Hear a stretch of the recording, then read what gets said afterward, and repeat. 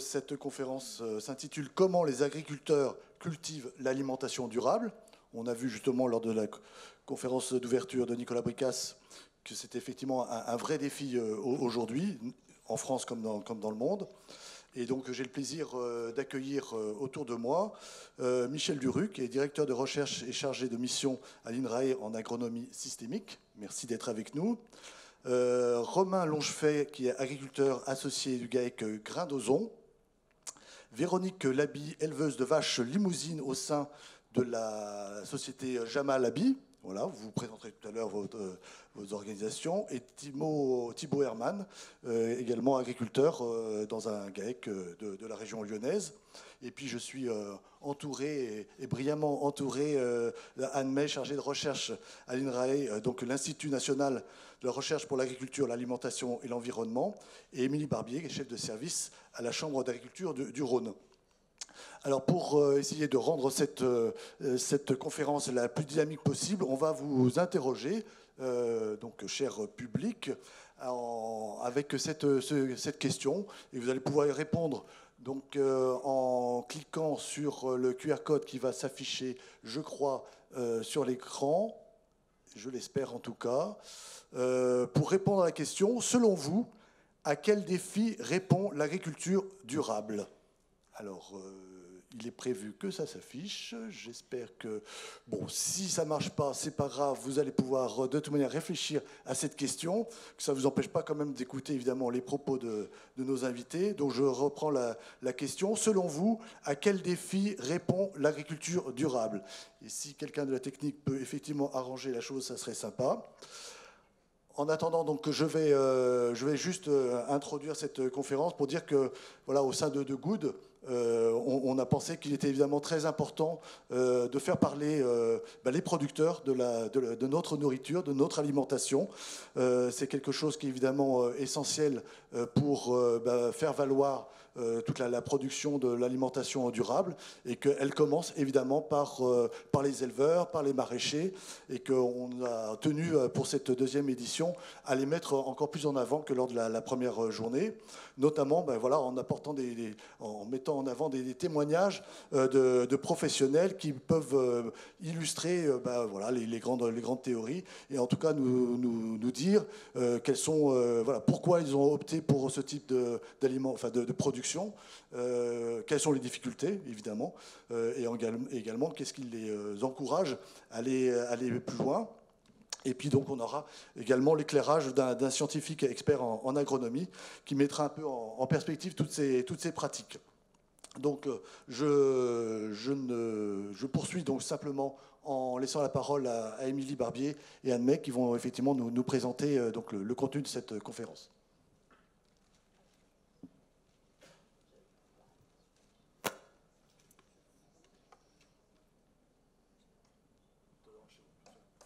Non, ça doit...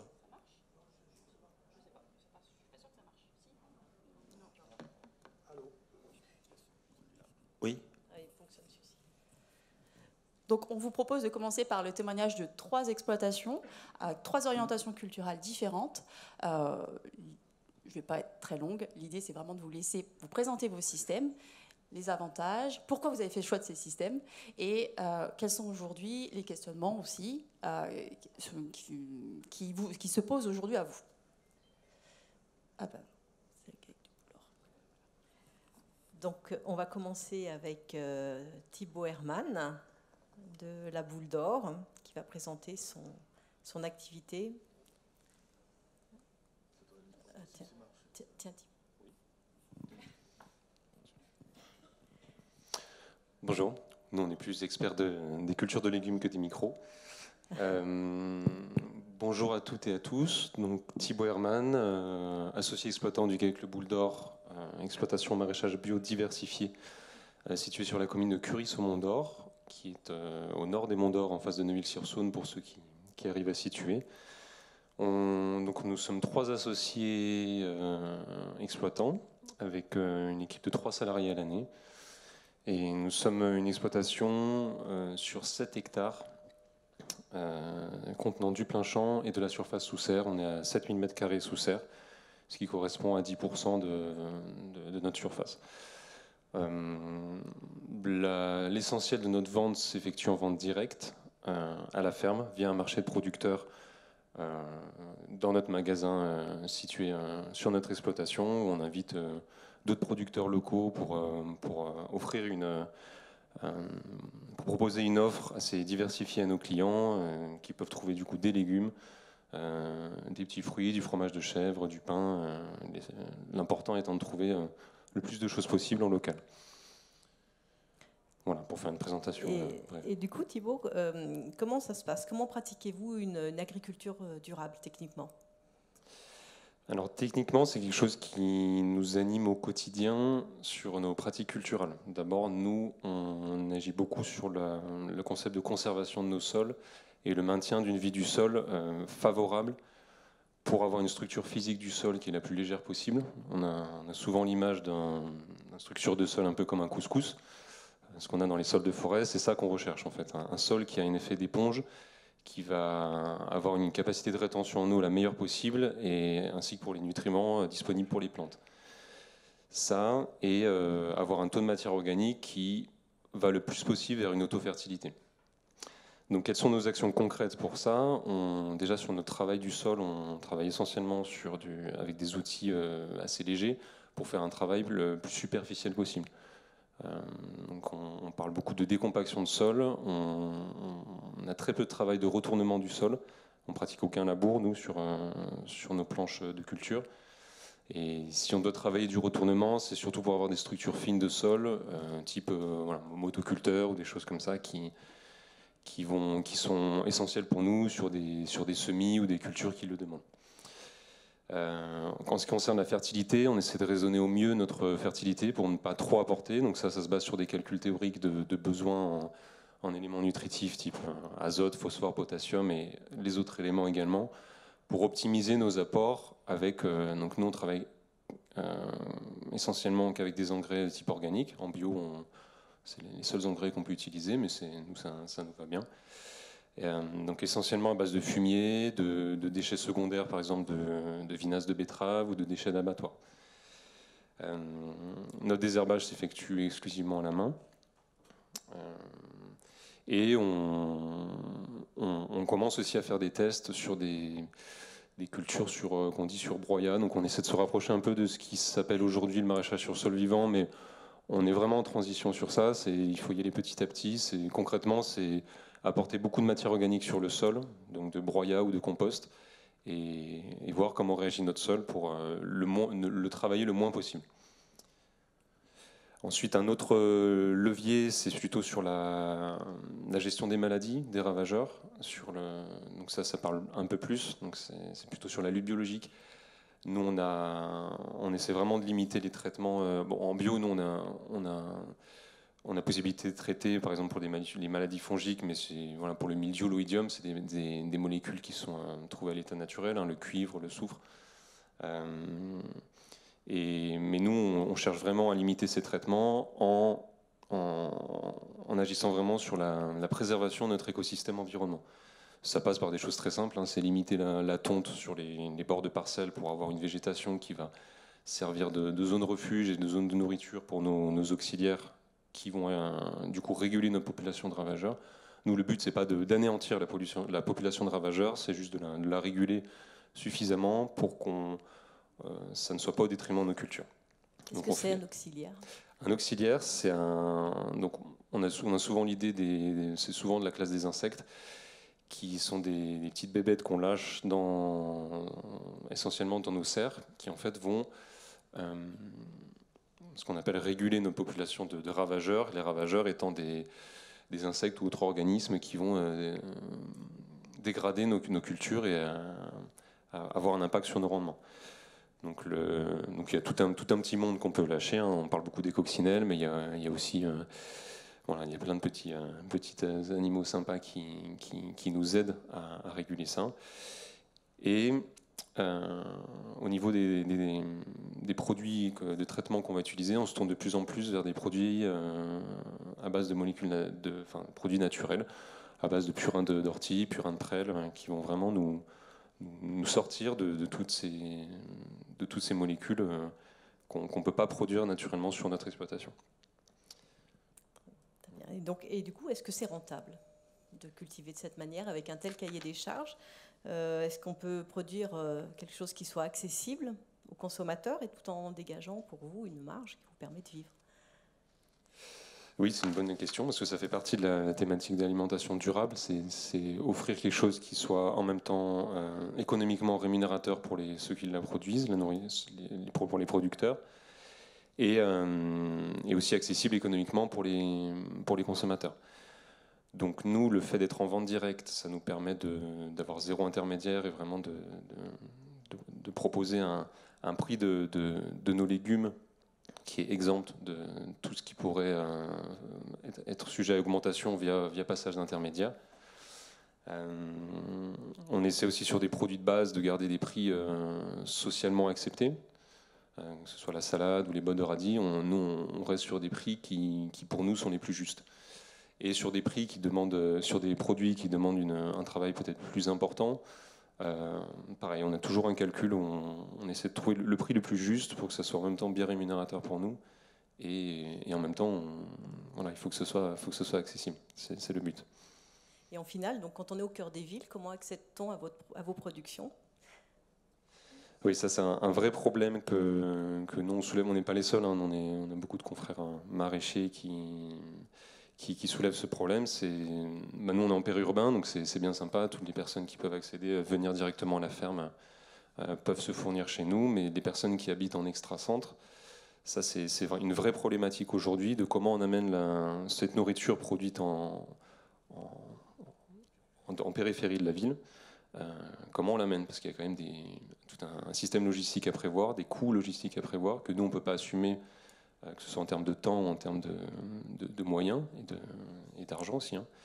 Donc il y a une vraie solution, c'est un vrai défi à trouver aujourd'hui où on appelle un peu que ce soit des solutions portées par les institutions publiques ou par du privé pour amener des solutions concrètes et efficaces et durables pour amener cette nourriture dans les personnes qui ne peuvent pas se déplacer dans le centre. Très bien.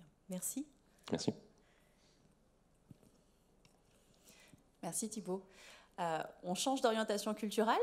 Après le maraîchage, on vous propose l'élevage.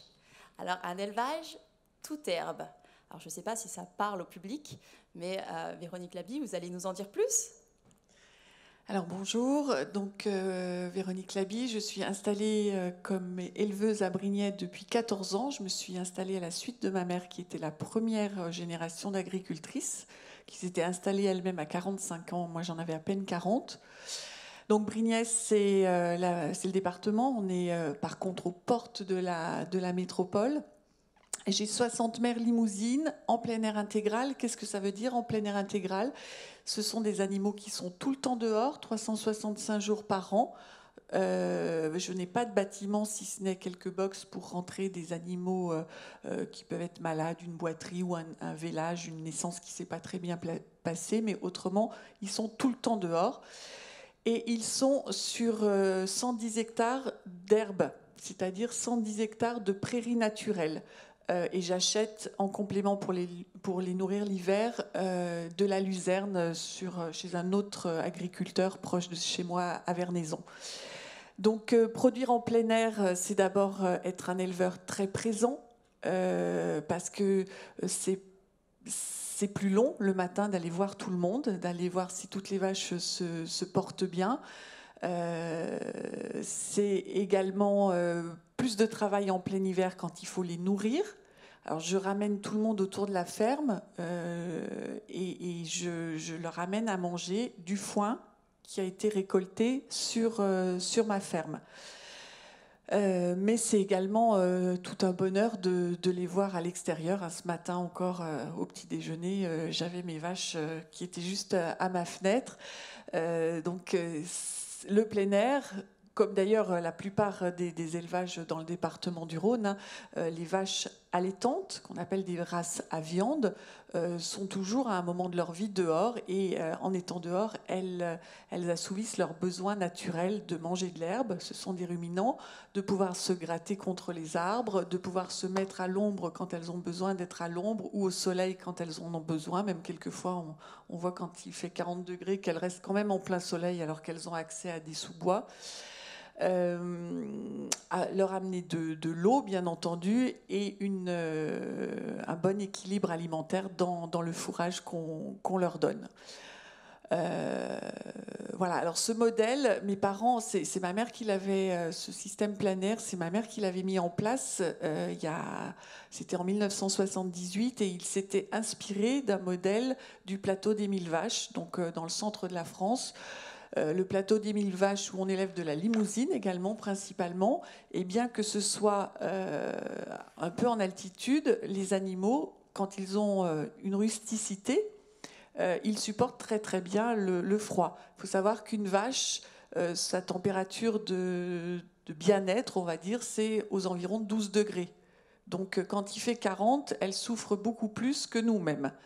Elles peuvent jusqu'à moins 19, moins 20 si elles sont bien alimentées, si elles ont de l'eau à volonté, de l'alimentation et de l'eau à volonté, elles sont parfaitement bien. Bon, les moins 20, on les a plus, donc la question ne se pose pas. En plein air, qu'est-ce qu'il faut? C'est qu'elles aient des abris naturels, c'est-à-dire des arbres, des haies qui sont très importantes, et des murs ou des sous-bois. Voilà. Donc c'est ce qu'elles ont. À Brignais, on a un paysage grâce à l'élevage notamment, mais également à l'arboriculture. On a ce paysage varié. Et justement, comme vous le dites justement, vous êtes en plein air toute l'année. Et aujourd'hui, face au changement climatique, les aléas climatiques sont de plus en plus nombreux.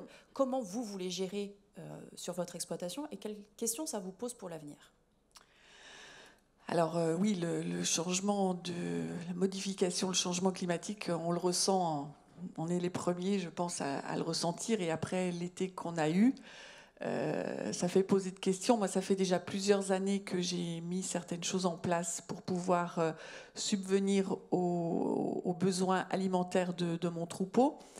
Depuis 4 ans, j'emmène une certaine partie de mes bêtes en pension, en Savoie, donc chez une agricultrice qui a diminué son cheptel suite à un grave accident et qui cherchait un moyen de compléter ses revenus. Donc elle me prend 35 vaches en pension.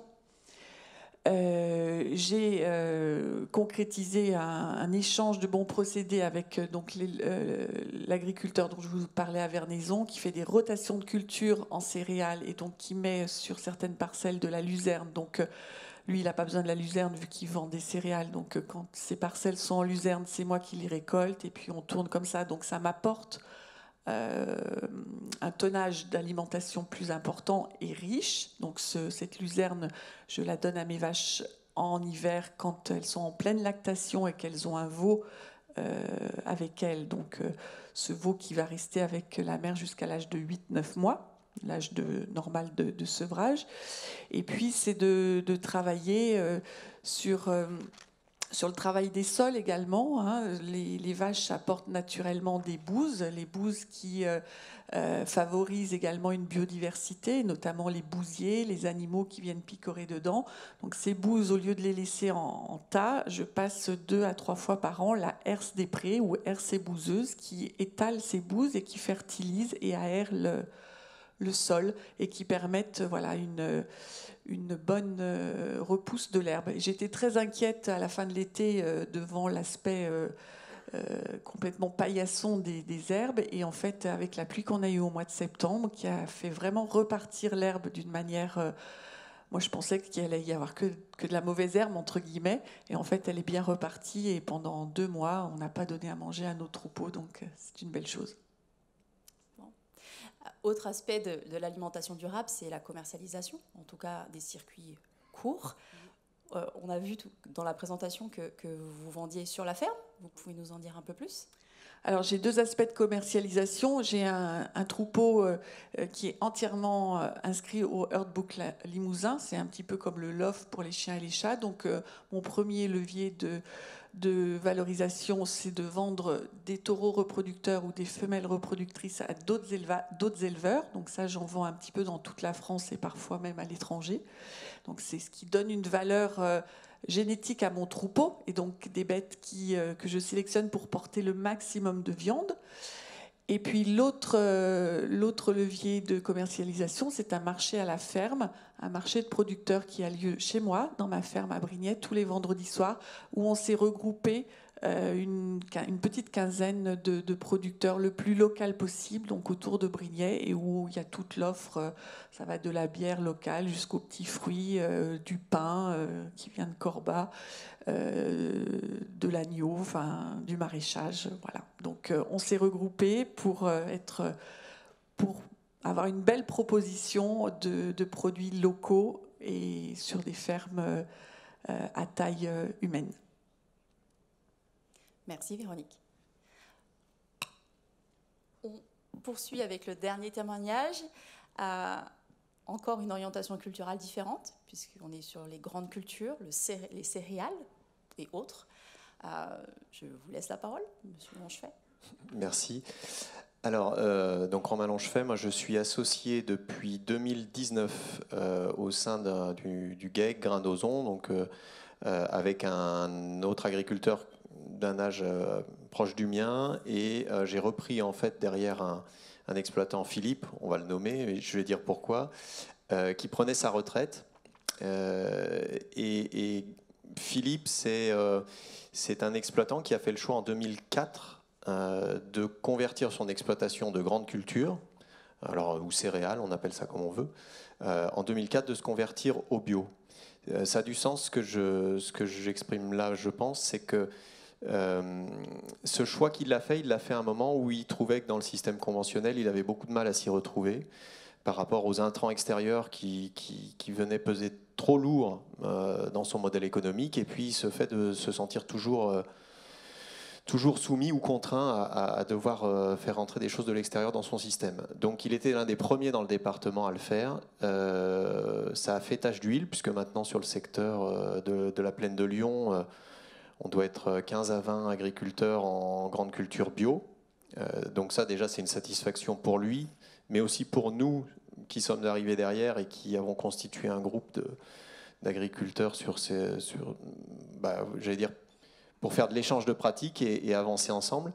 Alors, notre exploitation, j'y reviens, c'est 200 hectares pays de l'Ozon, entre Corba et Saint-Symphorien d'Ozon, avec une très grande diversité de cultures. C'est assez propre, je pense, au système grande culture bio, parce que par la rotation, agronomiquement, on va résoudre des problèmes, notamment de mauvaises herbes, ou en tout cas d'herbes qui viendraient concurrencer nos cultures.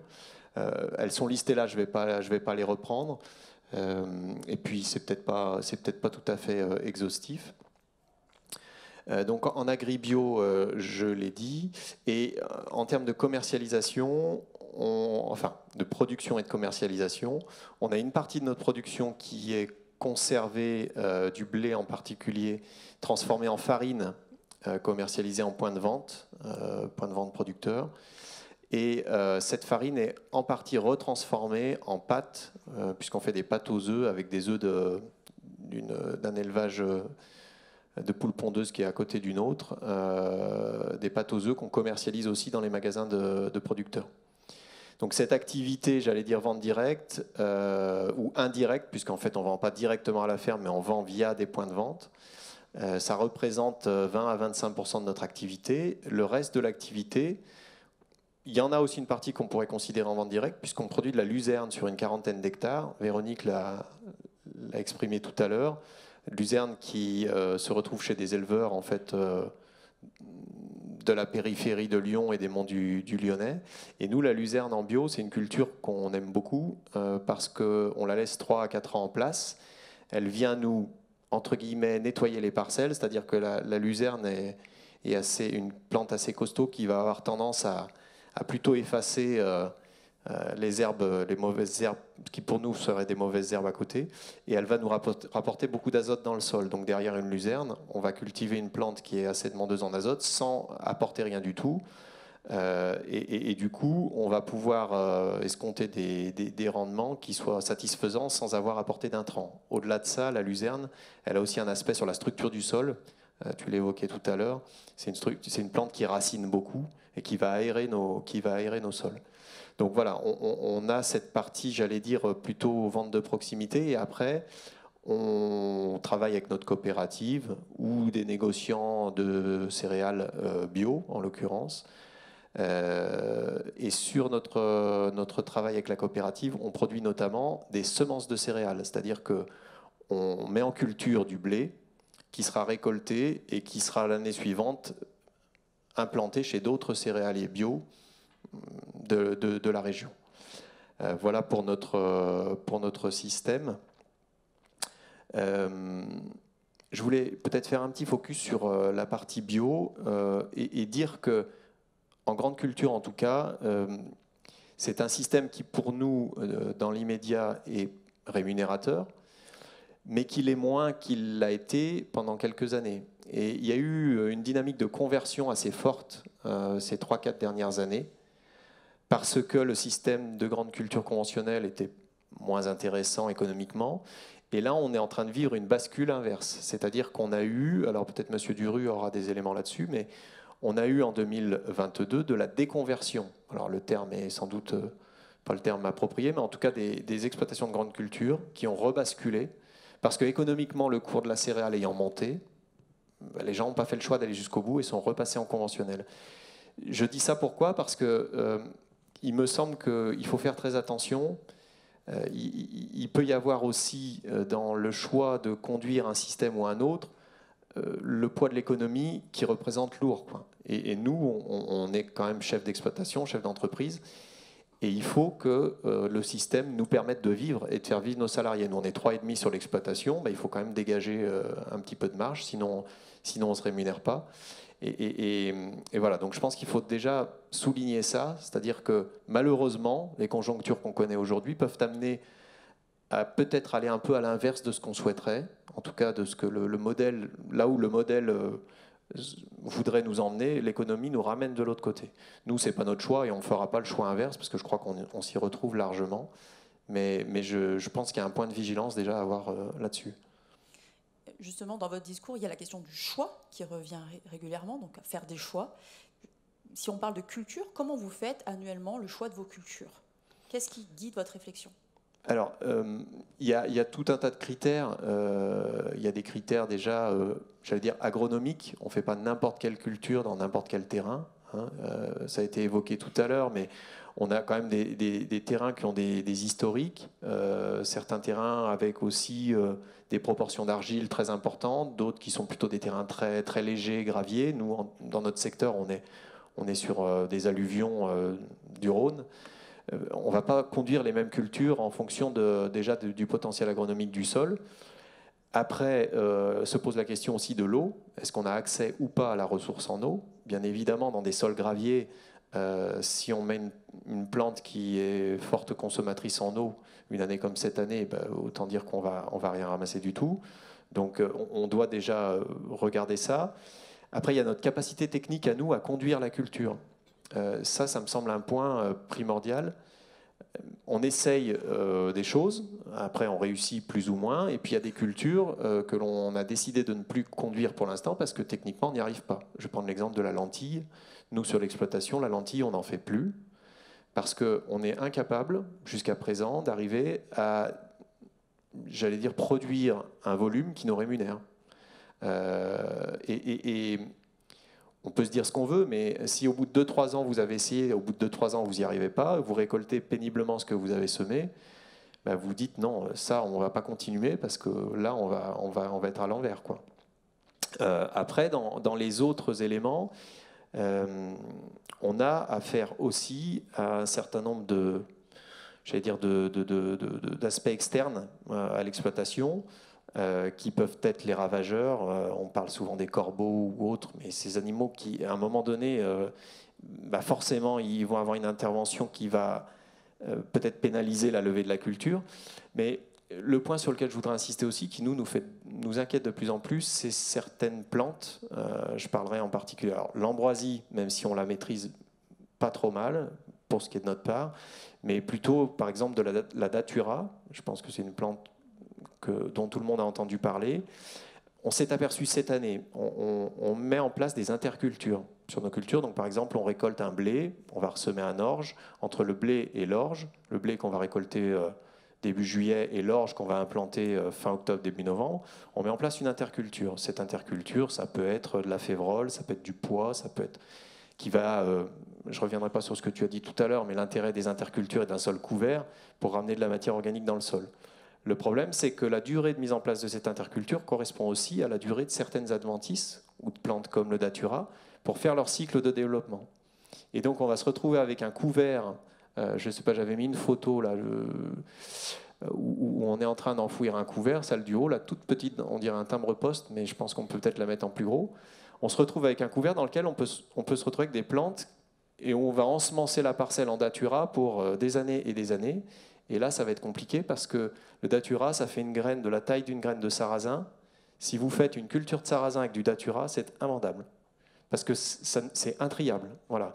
Donc je voudrais dire que dans la façon dont on met en place et dans les choix qu'on fait,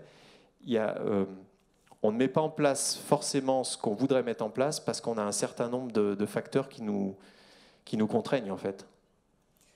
Merci. Merci pour vos témoignages qui montrent la diversité de nos agriculteurs et la technicité que ça nécessite. On va laisser la parole à Monsieur Duru. Bien. Bonjour à toutes et à tous. Donc je suis chercheur en agronomie et je m'intéresse à l'INRAE, à ce qu'on appelle la santé globale, sur le lien entre notre santé, dont on parlera dans la journée, la santé de la planète, le climat, bien sûr, la santé des animaux, j'en parlerai peu, mais aussi la santé des sols et des plantes, dont on a eu des témoignages. Dans une première partie, je redresse le constat très rapidement, en prolongement de ce qu'a dit Nicolas Bricat auparavant. Donc tout le monde en parle, hein. Nous sommes dans une période cruciale au niveau mondial comme au niveau européen. Je ne détaille pas, parce que le temps est compté. Je rappelle qu'en plus, on a des ambitions légitimes au niveau européen et au niveau français qui font que, pour le climat, les améliorations, notamment dans l'agriculture, vont devoir être 10 fois plus rapides, 5 à 10 fois plus rapides qu'elles n'ont été par le passé. C'est-à-dire qu'on a toujours fait mieux, on voit les émissions de gaz à effet de serre, mais il faut aller beaucoup plus rapidement. Et c'est pareil pour la séquestration du carbone dans les sols, qui concerne l'agriculture. C'est pareil aussi pour la biodiversité. Ce qu'a dit Nicolas Bricat tout à l'heure, je ne rajoute qu'une chose, c'est que nous n'avons pas la crise climatique, la crise de la biodiversité, les excès de produits phytosanitaires. Ce ne sont pas des crises distinctes, c'est une seule et même crise. À titre d'exemple, quand on déforeste pour le soja, pour nourrir les animaux européens, on fait s'effondrer la biodiversité et on crée des opportunités pour que la faune sauvage se mette en relation avec la faune domestique, donc les zoonoses du type coronavirus et autres.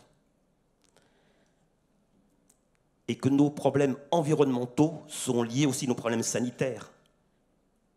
2 milliards d'habitants sont en surpoids ou mal nourris, 2 milliards, 1 milliard mal nourris.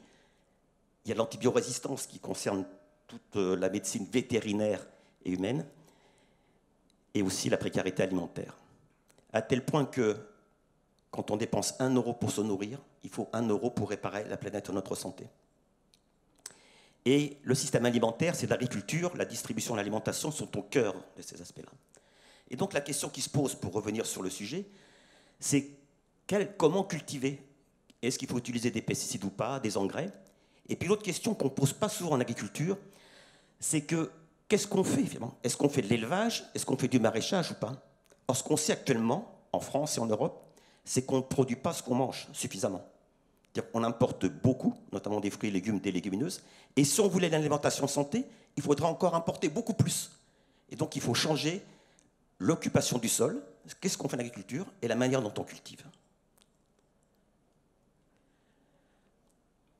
C'est ce qu'on appelle une seule santé. Alors voyons d'abord qu'est-ce qu'on fait en agriculture. Alors traditionnellement, on voit le côté négatif de l'agriculture. Ce que vous avez à gauche, l'agriculture, ça a des impacts. Ça utilise des ressources, du pétrole, on l'a vu, de l'eau, de l'énergie. Et puis ça impacte les écosystèmes. Ça fait partie du job, si je puis dire, des émissions de gaz à effet de serre, des particules fines, destruction des habitats. Et sur le côté droit, il y a ce qu'on appelle les services. L'agriculture prend et peut rendre des services à la société. Alors elle peut rendre des services à elle-même. Tout à l'heure, Thibault l'a dit, quand on a des coccinelles, par exemple, ça permet d'éviter d'utiliser un pesticide pour lutter contre le puceron. Je ne vais pas détailler plus. Quand on utilise la luzerne, on l'a vu, ça permet d'éviter de mettre de l'azote de synthèse. Ça permet aussi de stocker de l'eau dans le sol. Et puis ça fournit aussi des services à la société, c'est-à-dire à nous tous qui sommes dans la salle. C'est ce qu'on appelle les communs. L'eau, l'air, la biodiversité. Séquestration du carbone dans les sols, régulation de la qualité de l'eau et valeur nutritive des produits. Les produits agricoles ne se valent pas tous selon la manière dont on cultive et dont on élève les animaux. Par exemple, un élevage à l'herbe, comme celui de Véronique, la teneur en micronutriments de la viande est 2 fois plus importante qu'un élevage maïs-soja. Et donc toute la question, c'est de diminuer les impacts et d'augmenter les services. Alors, vous avez sur la colonne de droite, je rappelle, ces services. Et comment ça se passe, ça? Eh bien, c'est lié essentiellement à la diversité des couverts. On l'a vu dans les exploitations, dans toutes les exploitations. L'élevage à part, j'en parlerai après. Quand il y a une diversité de cultures, eh bien, ça accroît la diversité dans le sol et ça accroît la diversité dans les paysages. Et donc, diversité, en arrière. Pour diversité des cultures, donc ça permet de fournir tous ces services à condition qu'il n'y ait pas trop d'excès de travail du sol, on vient d'en parler, à condition qu'il y ait une réduction des pesticides, en bio, il n'y a pas de pesticides de synthèse, et à condition aussi qu'il n'y ait pas trop d'engrais de synthèse. Bon, en bio, il n'y en a pas. Voilà. Maintenant, on va regarder, on va comparer 3 formes d'agriculture. L'agriculture conventionnelle, il n'y a pas eu de témoignage. L'agriculture biologique, il y a 2 témoignages, puisque je parle des plantes pour l'instant. Et puis, ce qu'on appelle l'agriculture de conservation des sols. Donc, en rouge, on a l'agriculture conventionnelle. En vert, on a le bio. Et en bleu, on a l'agriculture de conservation des sols. C'est 3 grands principes. Couverture permanente du sol, on a un peu parlé. Réduction de travail du sol, on a d'ailleurs un petit peu parlé. Et puis, rotation longue, diversité des cultures. À droite, vous avez les impacts. Plus à l'extérieur, moins il y a d'impact. Bon, on voit que le bio est bien meilleur pour tout ce qui est la toxicité. Mais par contre, il est moins bon parce que les rendements en moyenne sont moins bons. Par contre, quand on regarde les services sur la partie gauche, eh bien, le bio et l'agriculture de conservation des sols sont toujours meilleurs que l'agriculture conventionnelle. Ça s'appuie sur des synthèses nombreuses. Après, ça, c'est des faits scientifiques. Après, c'est à la société de dire on accorde l'importance à tel critère et pas à tel autre. En résumé, pour l'agriculture, actuellement, il y a 2 voies qui est un petit peu esquissé tout à l'heure Nicolas Bricat, à savoir, soit on reste sur des systèmes simplifiés, ce n'est pas ceux qui ont été présentés, mais ce sont ceux qui sont dominants en France, en Europe, et on utilise le numérique et la génétique pour réduire les impacts. Soit l'autre logique, les 2 systèmes que je vous ai présentés, l'agriculture biologique et l'agriculture de conservation des sols, on peut coupler les 2 d'ailleurs, on peut tenter, eh bien c'est d'abord basé sur la biodiversité, dans les plantes, dans les sols et les paysages. Et ça permet aussi de fournir des services à la société, dont tout le monde bénéficie. Et ça permet d'aller plus loin dans la réduction des impacts que l'agriculture dite conventionnelle. Et ça peut être couplé au numérique et à la génétique, mais c'est d'abord la biodiversité. Ce n'est pas d'abord les GAFA, c'est d'abord la biodiversité, et éventuellement les GAFA. Passons à l'élevage maintenant. C'est un peu plus complexe l'élevage. Pourquoi c'est complexe? Vous avez ici la carte de France, 28 millions d'hectares, en vert ce sont les prairies, en jaune ce sont les céréales, et toutes les autres cultures c'est ce qui reste. Donc, ce qu'il faut avoir en tête, c'est l'élevage mobilise l'essentiel de la surface qu'on utilise en agriculture. Et donc, l'élevage rentre beaucoup en compétition avec notre alimentation, sauf s'il s'agit des prairies. On ne consomme pas les prairies. Par contre, si je fais de l'ensilage de maïs, je pourrais faire des lentilles, si je peux en faire, et je pourrais consommer ces lentilles.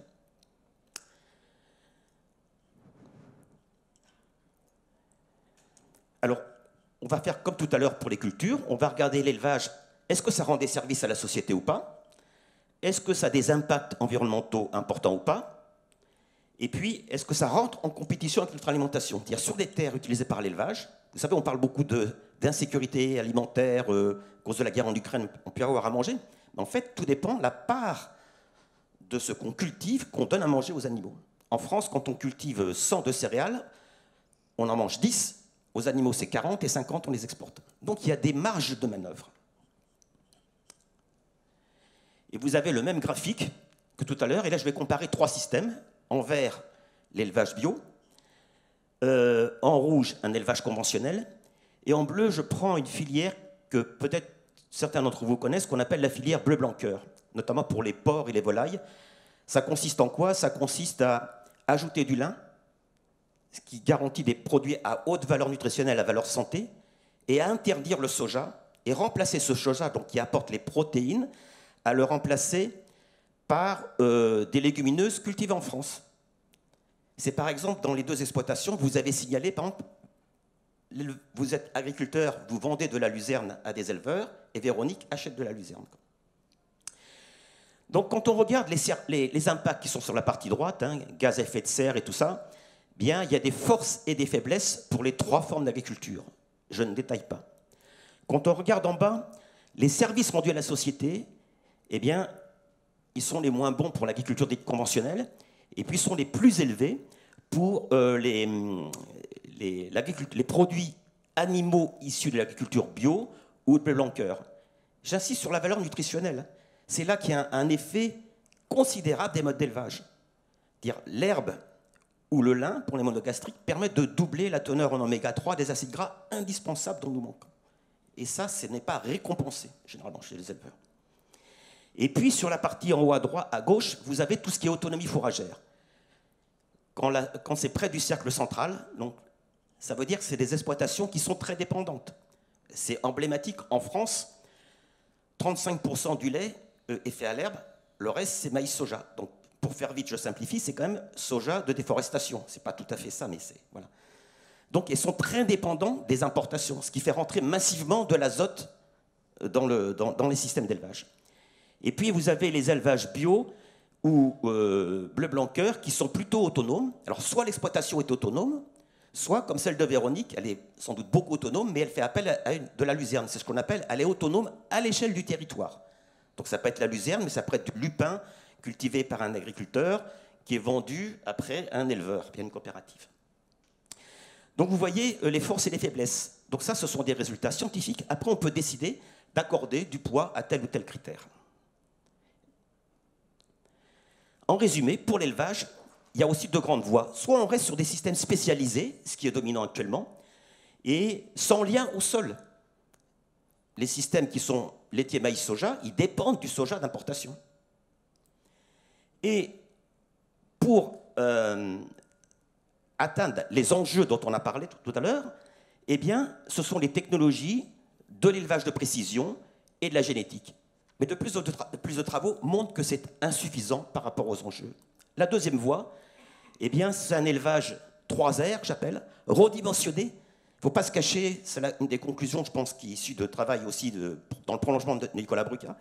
En Europe, il va nous falloir, si on veut vraiment atteindre les objectifs de réduction de gaz à effet de serre, de réduction d'azote, il va falloir moins d'élevage. Ça ne veut pas dire moins d'animaux, mais des animaux qui produisent moins. On n'a pas le choix. Mais il faut que l'élevage soit redistribué. Bon, ici, ce n'est pas le problème parce que ce n'est pas la Bretagne. Et surtout réorienté. Réorienté, ça veut dire quoi? Ça veut dire les ruminants, les vaches à l'herbe. C'est comme on l'a vu pour Véronique. Voilà, c'est un modèle. Et puis, pour les porcs et les volailles, il faut utiliser de plus en plus de coproduits, c'est-à-dire des sons, tout ça, qui ne rentrent pas en compétition avec notre alimentation. Et ça, ce qui est positif, c'est que ça fournit des services à la société et ça permet d'aller plus loin dans la réduction des impacts qu'une agriculture, un élevage de type conventionnel. Et c'est des produits meilleurs pour notre santé. Donc pour terminer, il va falloir repenser de manière cohérente et transparente l'agriculture dans le cadre des limites planétaires. Les limites planétaires, je rappelle, c'est qu'on a un quota de carbone. Et le quota de carbone qu'on a en 2050, 2 tonnes, c'est pratiquement ce qu'on utilise pour notre alimentation, 1,6 tonne en équivalent CO2. Donc si on ne change pas l'alimentation, on n'y arrive pas. Ce n'est pas sérieux. Et puis l'azote, c'est la même chose.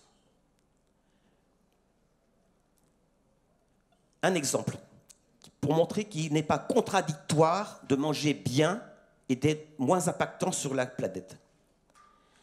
On compare ici les gens qui mangent bio, plutôt bio et pas bio.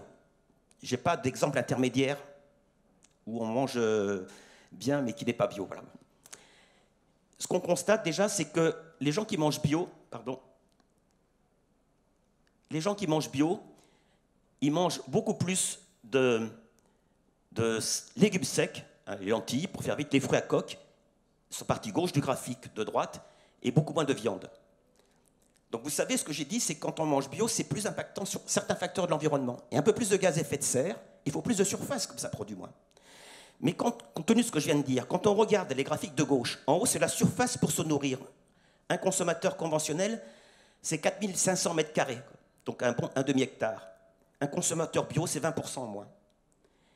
Et quand on regarde en bas, le consommateur conventionnel pour les gaz à effet de serre, donc c'est 1800 kg là, pour quelqu'un qui mange un Français moyen, et c'est 1200 kg, donc 30% de moins pour quelqu'un qui consomme bio. Donc le consommateur bio, bien que les rendements soient moindres, bien que ça émet plus de gaz à effet de serre, eh bien, il est moins impactant sur la planète. Tout ça parce qu'il mange moins de viande. Il en mange, c'est tout ce qui est rouge, la viande. Il en mange, mais moins. L'effet viande est considérable. Donc une des leçons, c'est qu'il faut manger plus de produits sains, donc bio et peut-être d'autres, mais moins de viande, moins de produits animaux et de la meilleure viande. Et c'est possible avec ce que j'ai dit. Donc pour terminer, le consommateur actuellement, c'est la grande confusion. Il est perdu, il y a plein de labels. Il y a agriculture biologique, agriculture raisonnée, HVE, haute valeur environnementale, agriculture du vivant, ainsi de suite. Et donc actuellement, il y a un effort des politiques publiques en France et en Europe pour avoir des indicateurs synthétiques. Ce n'est pas achevé, parce que les indicateurs premiers ils sont basés sur ce que j'ai dit tout à l'heure, sur les impacts. Et quand on regarde les impacts, l'agriculture est toujours dans le rouge, parfois dans le très rouge. Par contre, quand on regarde les services, ça met du vert. Et donc, ce qui est en jeu actuellement, c'est de faire en sorte que les scores prennent le rouge, le négatif, mais prennent aussi le vert.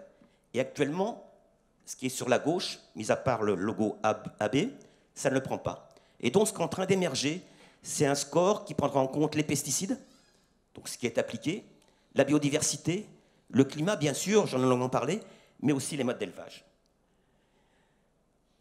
Dernière diapo, que faire pour une alimentation saine et durable?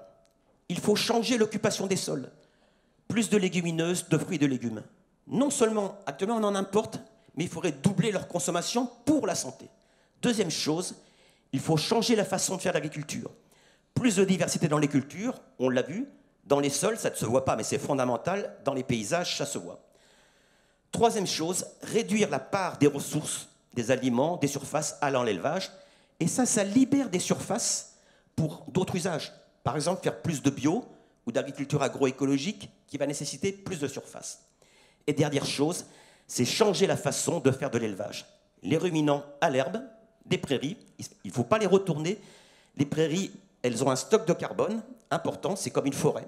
Si on déforeste, si on retourne la prairie, on déforeste. Et il faut plus de coproduits pour les porcs et les poules. Merci pour votre attention.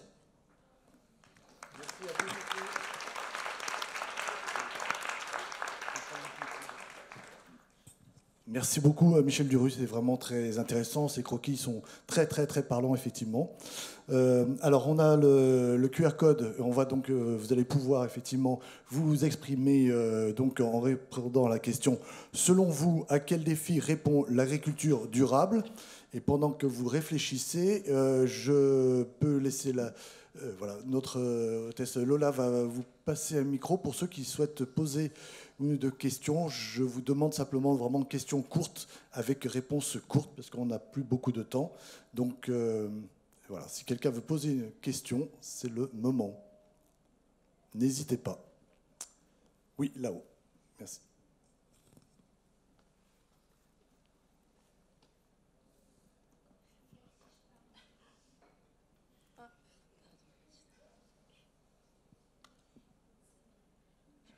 Bonjour.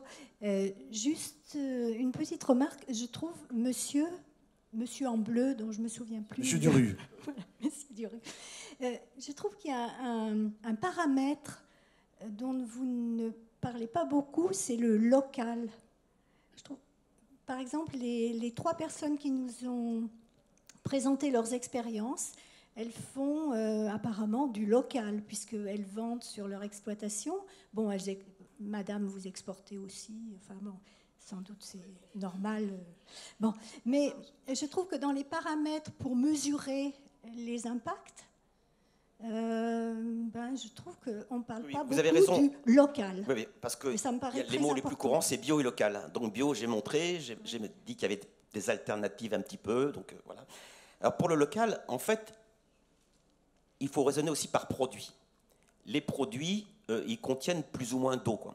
Donc pour les fruits et légumes, c'est fondamental que ce soit local. Par contre, pour les graines, en fait, on achète des graines qui prennent d'un rayon de 200 km, moi ça ne me choque pas. Des fruits et légumes, c'est fondamental. Pour l'élevage, c'est plus délicat, parce que l'élevage à l'herbe, il se fait, on ne va pas mettre des prairies partout. Donc il y a des régions où il n'y a pas d'herbe.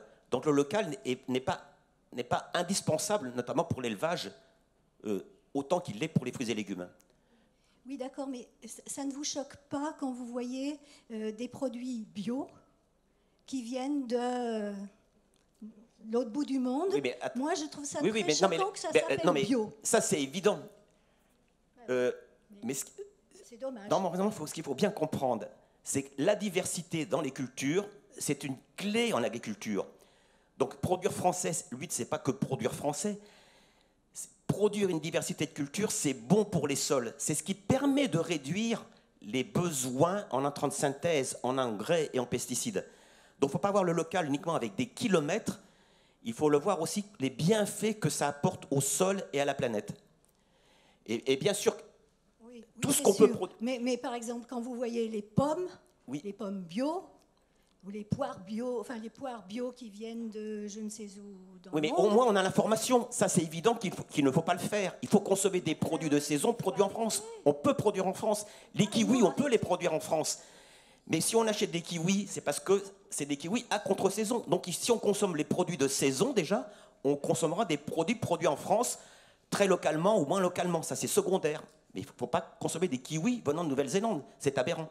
De même qu'on peut remplacer une orange qu'on ne peut pas cultiver en France, qui vient du Maroc, on peut la remplacer par des kiwis produits en France aussi, qui apportent la même vitamine C.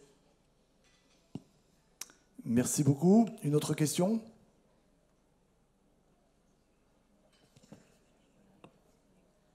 Monsieur.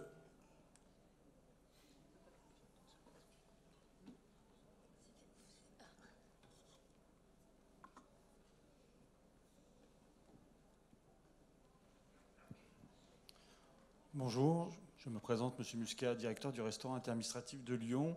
Vous avez mis une slide qui m'intéressait beaucoup, toutes m'intéressaient, mais une particulièrement, celle où vous parlez de bleu blanc cœur. On connaît dans la restauration collective la loi Egalim, et on est tous à la recherche d'outils scientifiques pour pouvoir rentrer certains éléments dans les externalités environnementales. Donc, je voulais savoir si ce genre d'outil était susceptible de donner une information complémentaire dans notre analyse, pour que peut-être ce genre de produit comme le bleu blanc cœur puisse rentrer dans nos pourcentages. Oui, le problème c'est que la loi Egalim, elle ne concerne que les produits qui sont certifiés par un label d'État, si je puis dire. Tout à fait. Et le problème, c'est que bleu blanc cœur, c'est une initiative privée.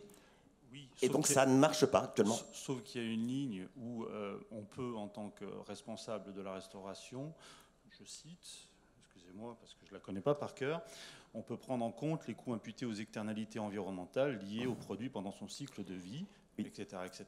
Et donc il y a une ligne au-delà des labels, et c'est cela aussi. Donc le document que vous avez mis est très intéressant, justement dans la justification qu'un produit peut être susceptible d'être, même s'il n'est pas labellisé, je l'entends, en tous les cas labellisé d'État, être utilisé. Oui, bien, je ne connais pas bien la réglementation, mais ce que je certifier, parce que je travaille sur ce sujet personnellement, dans le cadre de mon travail à l'INRAE, bleu blanc cœur, je parle pour les monogastriques, c'est 15% de gaz à effet de serre en moins, et c'est un doublement des acides gras indispensables à notre santé, et c'est de la déforestation évitée. Donc ces arguments existent. Il y a des connaissances scientifiques. Merci. pourra en discuter si vous voulez après. Là.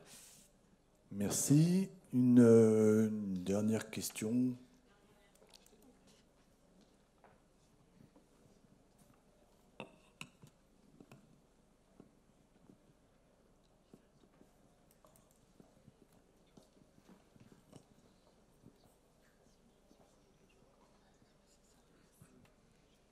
C'était juste, bonjour à tous, c'était juste pour réagir à ce que monsieur a dit au sujet de Bleu Blanquer et de la loi Egalim. Bleu Blanquer a effectivement fait toute une démarche pour pouvoir rentrer dans la loi Egalim. Donc je vous invite, ils ont fait un webinaire pour justement comment les gestionnaires de cuisine et les restaurateurs pouvaient les intégrer dans la loi Egalim. Donc il y a toute une démarche et ils ont fait un webinaire là-dessus que vous pouvez trouver facilement sur Internet. Merci beaucoup. On a encore le temps pour deux questions très, très courtes. Si, là-bas. Là.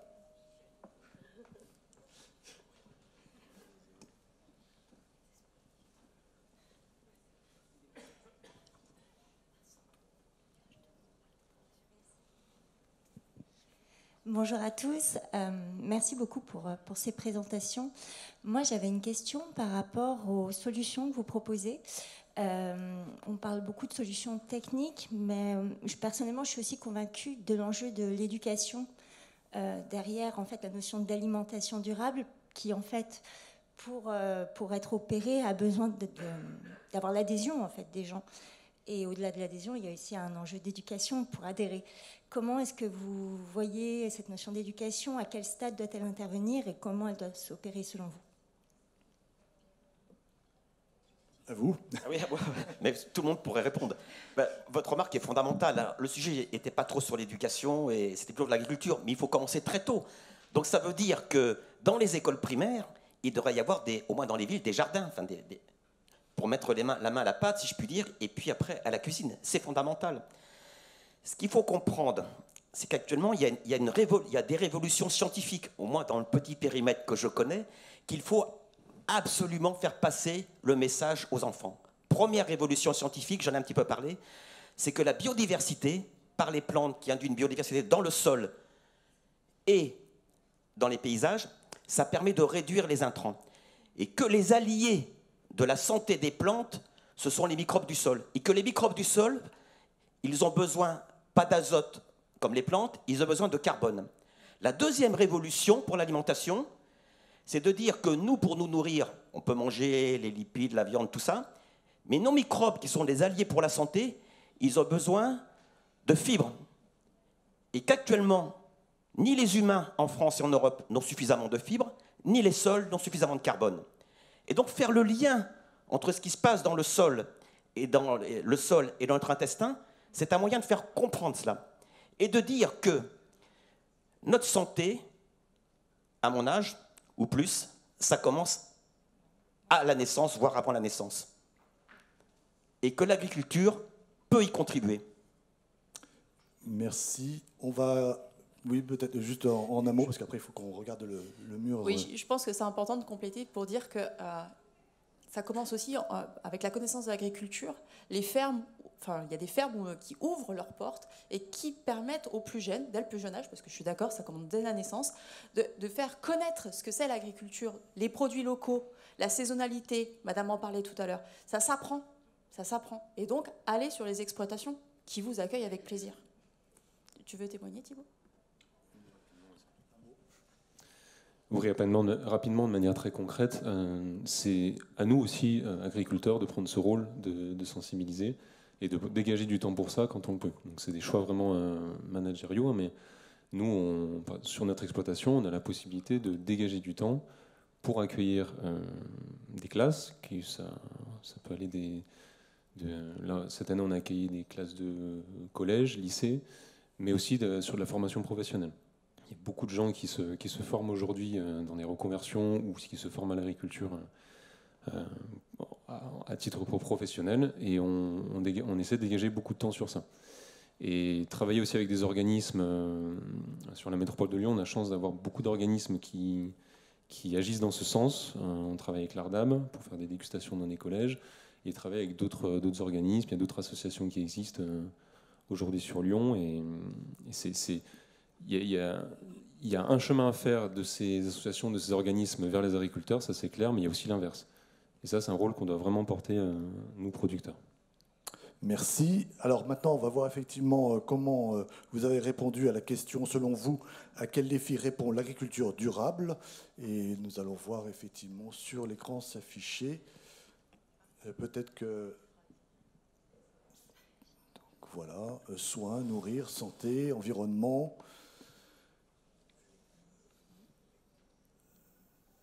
Anne, tu veux peut-être réagir ou commenter ? Oui, on voit que je pense que le public a bien compris qu'en fait il y avait un lien évident entre effectivement agriculture et santé humaine. Donc la santé du territoire, c'est aussi celle de l'humain. Donc ça transparaît bien dans ces résultats. On voit aussi l'intérêt pour se nourrir, la préoccupation, est-ce qu'on va y arriver de façon saine et pour tout le monde. Et puis bien sûr des pistes d'amélioration qui ont été évoquées, mais je pense que les témoignages qu'on a eus sont vraiment encourageants. On voit la technicité des gens qui produisent cette bonne alimentation et on compte bien que ça fasse tache d'huile et que ça devienne vraiment la généralité pour tout le monde et accessible à tout le monde. Donc, accessible à tout le monde, et je crois que Michel a bien expliqué les pistes et l'importance aussi du politique dans cette histoire-là. Et Nicolas Bricard en a bien soulevé le point aussi. C'est des choix politiques, il va falloir être fort. Très bien, écoutez, il est temps de vous remercier vivement de votre participation. Je pense que vous pouvez les applaudir. Voilà.